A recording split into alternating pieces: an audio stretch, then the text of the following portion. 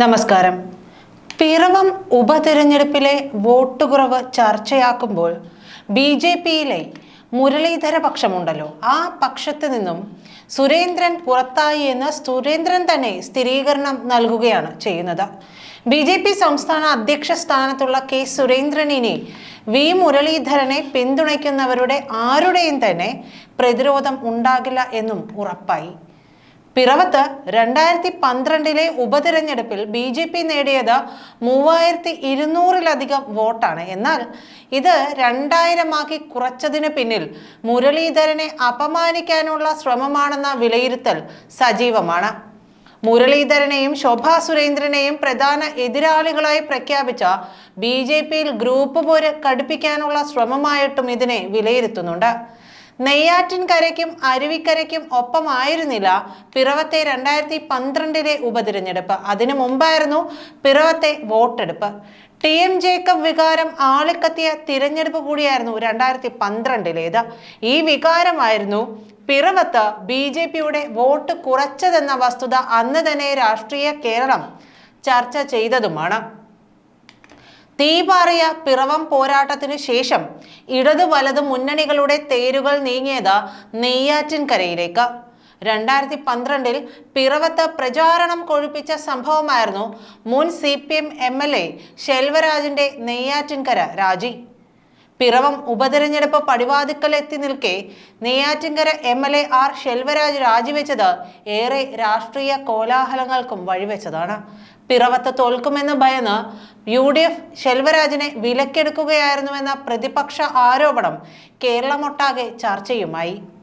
ശെൽവരാജിന്റെ രാജിയുടെ പിന്നിലെ കളി പിറവത്തുകാർ തിരിച്ചറിയുമെന്ന LDF-ന്റെ വാദം വെറുതെയായെന്ന് മാത്രമല്ല, രാജി ഇടതുമുന്നണിക്ക് ദോഷം വരുത്തുകയും ചെയ്തുവെന്ന് തിരഞ്ഞെടുപ്പ് ഫലം തെളിയിച്ചു. അതിന് തൊട്ടു മുമ്പത്തെ നിയമസഭാ തിരഞ്ഞെടുപ്പിൽ 157 വോട്ടിന്റെ ബലത്തിൽ പിറവം പാലം കടക്കുകയാണ് TM ജേക്കബ്. പിന്നീട് ജേക്കബ് ഉമ്മൻചാണ്ടി സർക്കാരിൽ മന്ത്രിയായി.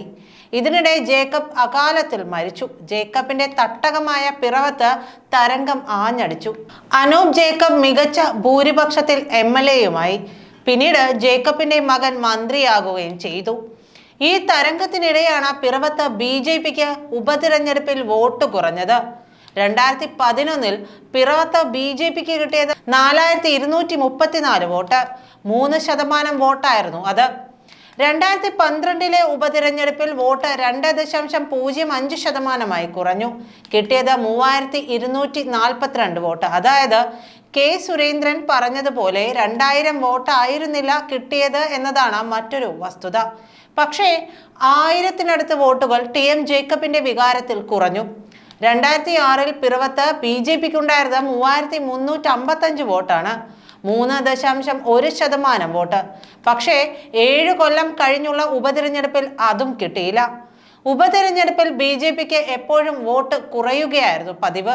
വടക്കാഞ്ചേരിയിൽ ശോഭാ സുരേന്ദ്രൻ മത്സരിച്ചത് മാത്രമായിരുന്നു അതിനൊരു അപവാദം. അന്ന് ശോഭാ സുരേന്ദ്രന്റെ മികച്ച വോട്ട് പിടുത്തം K. മുരളീധരൻ എന്ന മന്ത്രിയുടെ നിയമസഭാ തോൽവിക്കും കാരണമായി.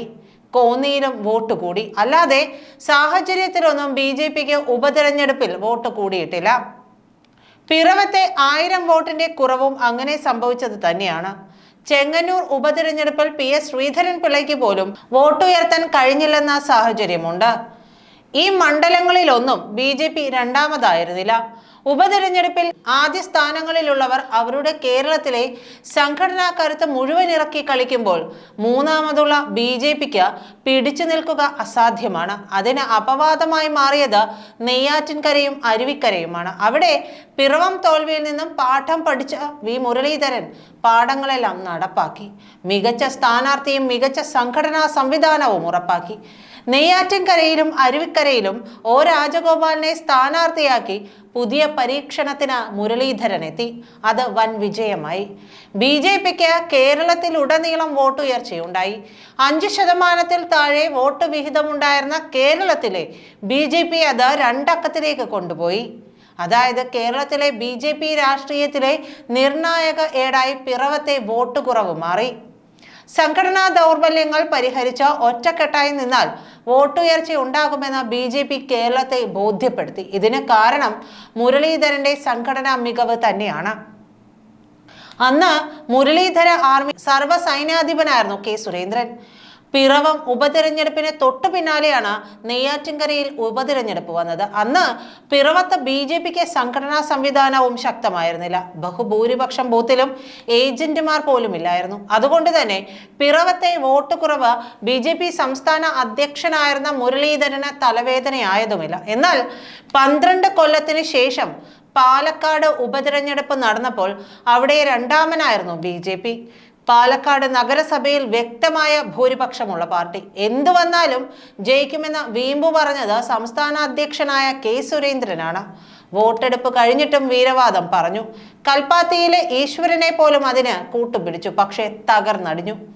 പാലക്കാട്ടെ ശക്തി കേന്ദ്രങ്ങളിലാണ് വോട്ട് കുറഞ്ഞത്. 2012 ഉപതിരഞ്ഞെടുപ്പ് കാലത്ത് പിറവത്ത് ഇതിന് സമാനമായി ഒരു വാർഡ് പോലും BJPയുടെ ശക്തി കേന്ദ്രമായിരുന്നില്ല. ഇതെല്ലാം നന്നായി അറിയാവുന്ന സുരേന്ദ്രൻ എന്നിട്ടും പിറവത്തെ ചർച്ചകളിലേക്ക് കൊണ്ടുവന്നു.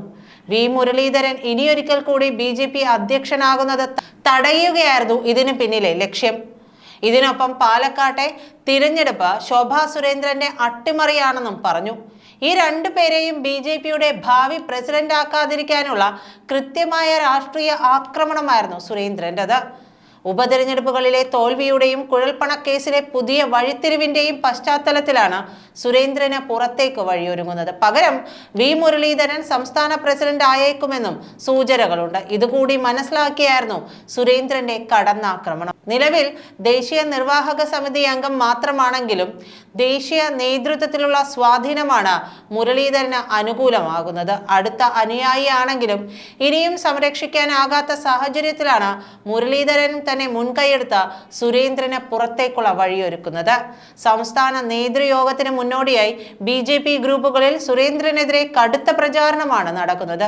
ഗ്രൂപ്പുകളെ നിലയ്ക്ക് നിർത്തുന്നതിൽ പരാജയപ്പെട്ടെന്നും രാഷ്ട്രീയ വിഷയങ്ങൾ പക്വതയോടെ കൈകാര്യം ചെയ്യാനായില്ലെന്നും അഹങ്കാരവും ധാർഷ്ട്യവും അതിരുവിട്ടെന്നുമാണ് സുരേന്ദ്രനെതിരായ വിമർശനം. നന്ദി.